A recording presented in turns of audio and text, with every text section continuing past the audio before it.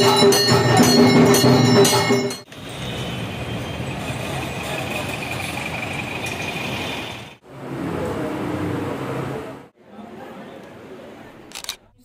Back to my channel to a new vlog. আশা করছি তোমরা সবাই খুব ভালো আছো আর আমিও ভালো আছি। তো এখানে আমি স্নান টান করে নিয়েছি। দিদি আর সোনা গেছে, আজকে teachers day 5th of September। তো দিদি আর সোনা গেছে ওকে নিয়ে আজকে স্কুলে, কালকেও যাবে বলে বায়না করছিল, কিন্তু কালকে আর নিয়ে যেতে পারেনি, আজকে নিয়ে গেছে। তো দিদিরা আর খানিকক্ষণের মধ্যেই চলে আসবে, তার মধ্যে আমার স্নান হয়ে গেছে। গোপালকে এবার দেবো, কুকুসোনাকে সকালবেলা তুলে দিয়েছি, তারপরে এবার দুপুরের ভোগটা লাগাবো, তারপরে আমি কিছু খেয়ে নেবো। সকাল থেকে আমিও কিছু খাইনি। তো চলো তাড়াতাড়ি করে পুজোটা দিয়ে নিই। আর এখানে আগে টিচার্স ডে নিয়ে আগে ছোটবেলায় আমাদেরও অনেক মেমোরিজ ছিল, মানে আমরাও করতাম অনেক কিছু, গিফট কেনা, কোন টিচারকে কি গিফট দেবো, সবাই মিলে একসাথে গ্রুপে, কোচিং হোক বা স্কুলে সবাই মিলে টাকা তোলা। তারপরে স্কুলে যখন ছিলাম তখন তো ছোটদের ক্লাসগুলো নিতে হতো, খুব ভালো লাগতো তখন। মানে সারা বছর মনে হয় যেন কিছু কিছু দিনগুলোর জন্য এক্সাইটেড থাকতাম। ওই একটা দিনের জন্য আমরা সবাই টিচার হয়ে যেতাম, বড় মানে যখন একটু উঁচু ক্লাসে ছিলাম তখন বাচ্চাদের ক্লাসগুলো নিতাম, খুব ভালো লাগতো। ঘর সাজানো, সেই হয় না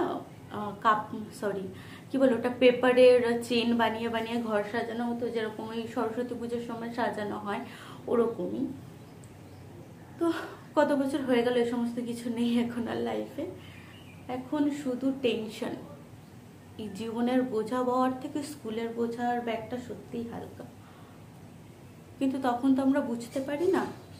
তখন স্কুল যাব না বলে কত বাহানা করতাম, আর এখন স্কুলের সামনে থেকে গেলেও সেখানে ঢুকে বসার আর কোনো রকম সিচুয়েশন নেই।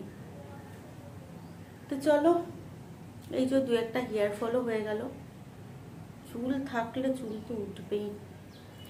চলো, আমারও মোটামুটি হয়ে গেছে। গোপালকে এবার স্নান টান করিয়ে রেডি করিয়ে দেবো। সকালবেলা আজকে স্নান করাইনি গোপালকে, একেবারে তুলে মুখ হাত পা ধুয়ে ওকে শুধু একটু খেতে দিয়ে দিয়েছিলাম সকালে। এখন একটু ভালো করে স্নান টান করিয়ে তারপরে আবার ওকে রেডি করে সাজ।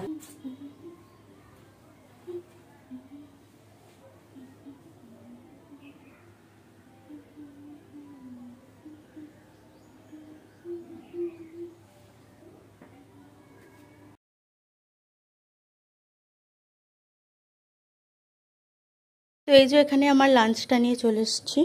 এখানে আছে ঝাল সুজি, হচ্ছে এটা, শসা আর একটা ডিম, ব্যাস।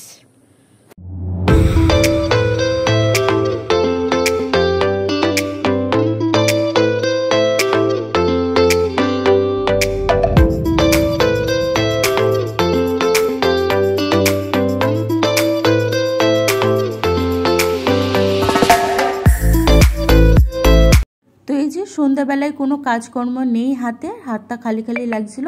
আমি ভাবলাম একটু মেহেন্দি করি।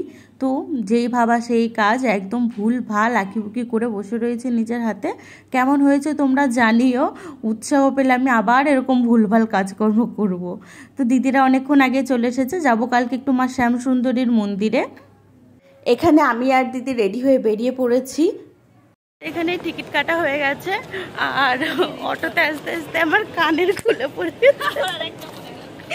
আবার একটা পড়ে। আমার সাথে শত্রুতা আছে।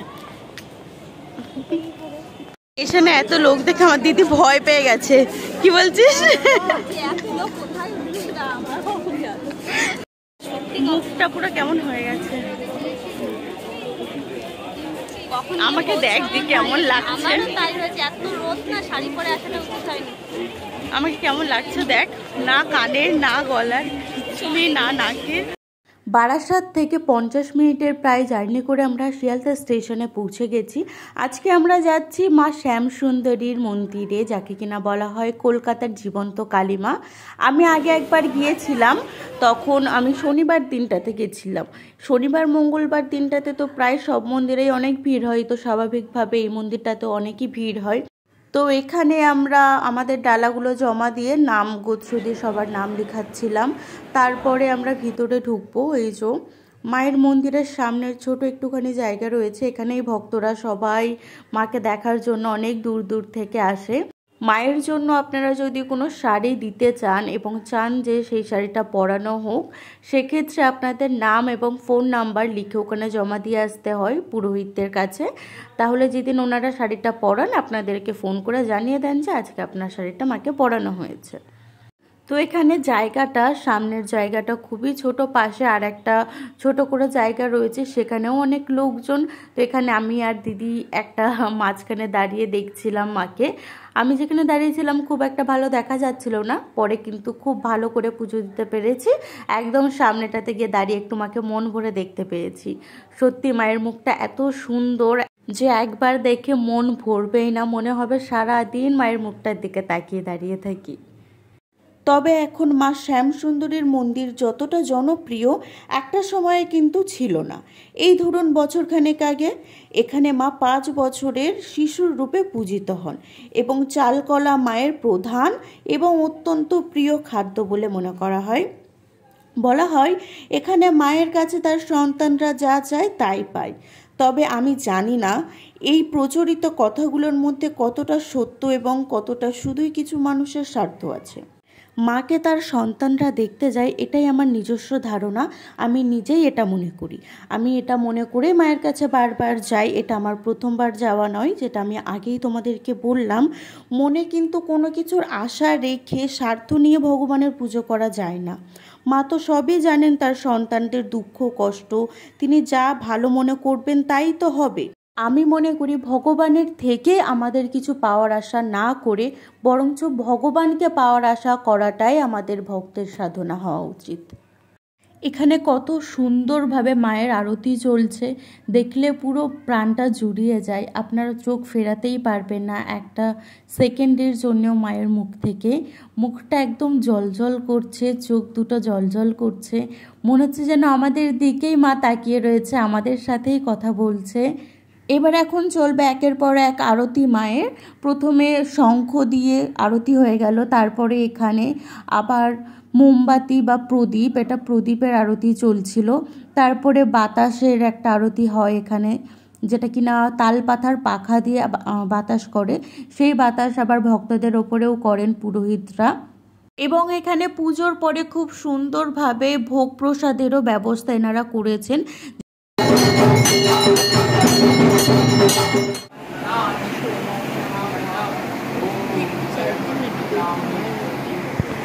দেখুন না,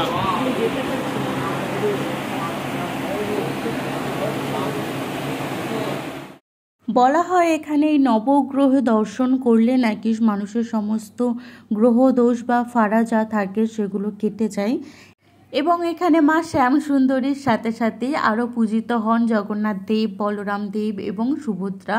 পাশে রয়েছেন মা সরস্বতী এবং এই যে পাথরের, কালো পাথরের খোদাই করা যে মূর্তিগুলো রয়েছে, এগুলো বলা হয় নবগ্রহ, যে নবগ্রহ রাজ রয়েছে তাদের মূর্তি।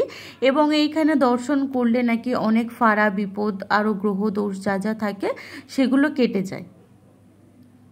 এবং এখানে এখন চলছে মাকে পাখার বাতাস দেওয়া, এরপরে ভক্তদের ওপরেও পাখার বাতাস দেওয়া হয়। তোমরা যে যে যেতে চাইছো যেতে পারো, এবং কিভাবে যেতে হবে আমি সেটাও বলে দিচ্ছি। মায়ের পাশের মন্দিরেই রয়েছে, মানে পাশের ঘরেই রয়েছে ভোলানাথের মন্দির। সেখান থেকে আমি আর দিদি ভোলানাথকে একটু দর্শন করে আবার পিছনের রাস্তা দিয়ে এখান থেকে বেরিয়ে বাইরে ভোগের লাইনে দাঁড়াতে হয়। চলো তোমাদের সাথেও শেয়ার করছি ভোগের লাইনটা। মানে যে গলিটার থেকে তোমরা ঢুকবে সেখান থেকেই পুজো করে আবার পাশের রাস্তাটার থেকে বেরিয়ে সেই গলিতেই লাইন দিতে হবে ভোগের জন্য। এখানে বোর্ডও টাঙানো রয়েছে, সকাল 7টার থেকে বেলা 1টা অবধি খোলা থাকে, আর বিকেলবেলা 4টে থেকে 5টা অবধি। তোমরা কিভাবে আসবে, যদি শিয়ালদা থেকে আসছো তাহলে শিয়ালদা থেকে নেমে ব্রিজের একদম শেষ প্রান্ত থেকে তোমাদেরকে বাস ধরতে হবে।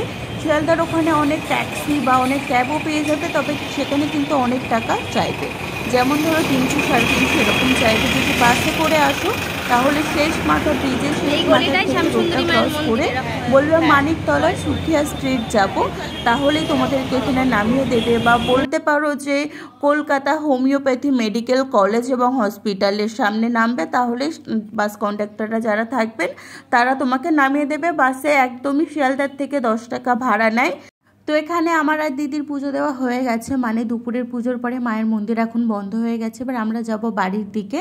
তো চলো আজকের ভিডিওটা এখানে এন্ড করছি, আশা করছি ভালো লেগেছে। ভালো লাগলে একটা লাইক কমেন্ট শেয়ার করে দেবেন। দেখা হচ্ছে পরের ব্লগে।